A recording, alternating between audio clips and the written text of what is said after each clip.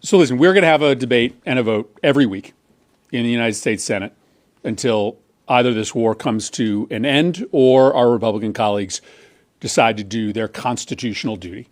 The Senate Foreign Relations Committee has still not had. Republicans in the Senate are finally revolting to strip Donald Trump of his war powers. And honestly, while the outcome is important, the reason they're doing it is just as weak and pathetic as Donald Trump's own response to losing this war and losing his grip on the Republican Party. There is one senator in particular who has just decided to vote in favor of restricting and taking away those war powers. But I find his specific reasoning for this sudden change of heart absolutely ridiculous. We are going to dive into all of this today. Look, it's vital that this vote was taken. It is crucial that the Senate is finally moving to hold Donald Trump accountable, but the why behind it is enough to drive you crazy. We are going to get into it all, but before we do, if I could quickly ask you to leave a like on this video, and if you haven't already and you enjoy our channel, to hit that subscribe button because it goes a long way in supporting our work. Now and then there's Donald Trump's response to all of this, effectively admitting defeat and putting his own weakness on full display for the world to see. But before we get into the details of that, I want to start with what Senator Chris Murphy has been preaching week after week after week regarding the urgent need for a war powers resolution. So listen, we're going to have a debate and a vote every week in the United States Senate until either this war comes to an end or our Republican colleagues decide to do their constitutional duty. The Senate Foreign Relations Committee has still not had a single open hearing on a war that has cost more than a dozen American lives, that is devastating the American economy, that has led to the outbreak of crippling regional conflict and is costing tens of billions of dollars. That is absolutely extraordinary. We have 6 new colleagues who are announcing this week that they are also filing resolutions of disapproval, which means we have lots of resolutions teed up to continue to make sure that we have this debate and this vote on the Senate floor. I think Senator Kaine is right. As this war grows more and more unpopular, as the cost to regular Americans gets higher and higher, as this president's incompetence grows clearer and clearer, it is going to be harder for our colleagues to continue to unquestionably support this war. It is unreal that we are sitting here talking about addressing a closure of the Strait of Hormuz by closing the Strait of Hormuz. It sounds like it's out of a comedy, a science fiction movie, but America sees this for what it is, a war of choice that is costing American lives and American treasure. So what we're here to say is just very simply, if our Senate Republican colleagues won't do the right thing and have a debate and a vote, our numbers will grow, and we will continue to force this debate every week on the Senate floor. My thanks to Senator Booker for helping to lead this effort. That right there is the core argument. This goes beyond just Donald Trump, although let's be honest, he's a huge part of the problem. He's a madman who's completely out of control, someone who seems to have a sick fascination with genocide and killing, all while using this conflict to line his own pockets. But this issue exists in a broader context. It's simply illegal. Now, I'm not usually the guy who focuses only on the technicalities, the crossing the T's and dotting the I's, because I believe the fact that we are at war for no legitimate reason is far more critical than just the legal paperwork. All of these points matter, but if you want to get to the heart of the political reality, it's this. We have no business killing innocent people halfway around the world for no reason at the cost of trillions of dollars just to benefit Israel and a handful of warmongers profiting off the slaughter.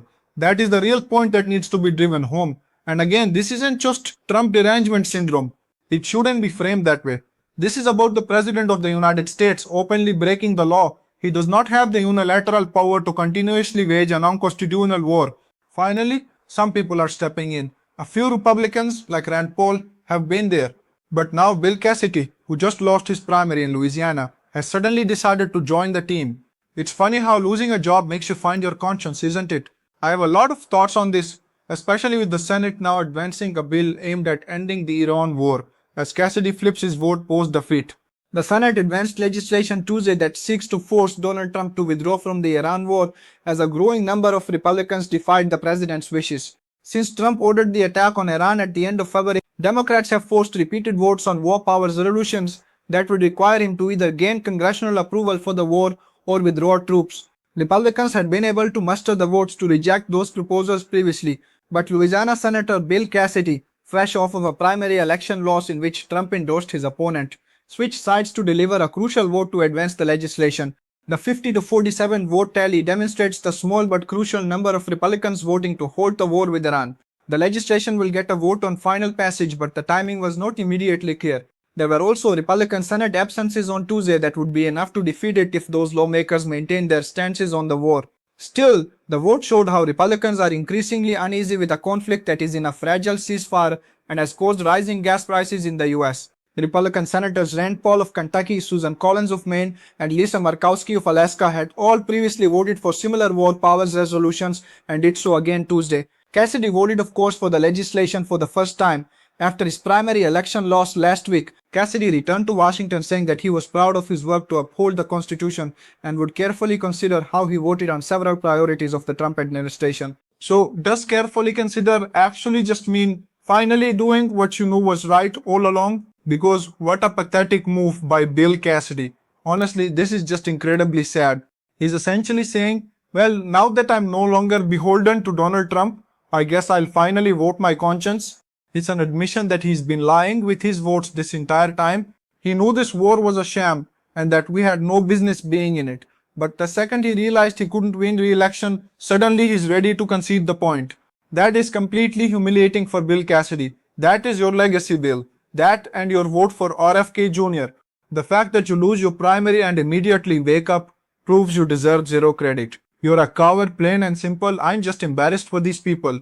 But look, speaking of cowardly behavior, Donald Trump just made an announcement about his war that should surprise absolutely no one considering how disastrously it's going. We're blowing it away. We're blowing everything away, and we're going to end that war very quickly. They want to make a deal so badly. They're tired of this. Should have happened for 47 years. Somebody should have done something about it, and it's going to happen, and it's going to happen fast, and you're going to see oil prices plummet. They're going to come down. There's so much oil out there. They're going to come plummeting down. This is just embarrassing for Donald Trump at this point. How many weeks into 2 weeks away are we now? And here he is again, claiming the war will end soon, gas prices will drop, and everything will be magically fine. He's basically telling everyone to stop freaking out and quit asking questions about his blatant insider trading. But Donald, you've played this tape over and over and over again. I think Trump is taking this approach because even with his tiny attention span and those legendary poor negotiation skills, he might have finally realized that constantly threatening to wipe Iran off the map isn't actually a viable strategy. It might have dawned on him that actual diplomacy requires more than just sending Steve Witkoff, Jared Kushner and a bunch of other idiots who have zero clue what they're doing over there. This is a classic Trump move. After a disastrous day in the stock market, he decides he should probably say something nice to calm everyone down and make people feel a little better. This is also coming right after days of Trump being questioned not in front of a teleprompter, but to his face about that little remark where he basically said he doesn't care about the financial struggles of everyday Americans.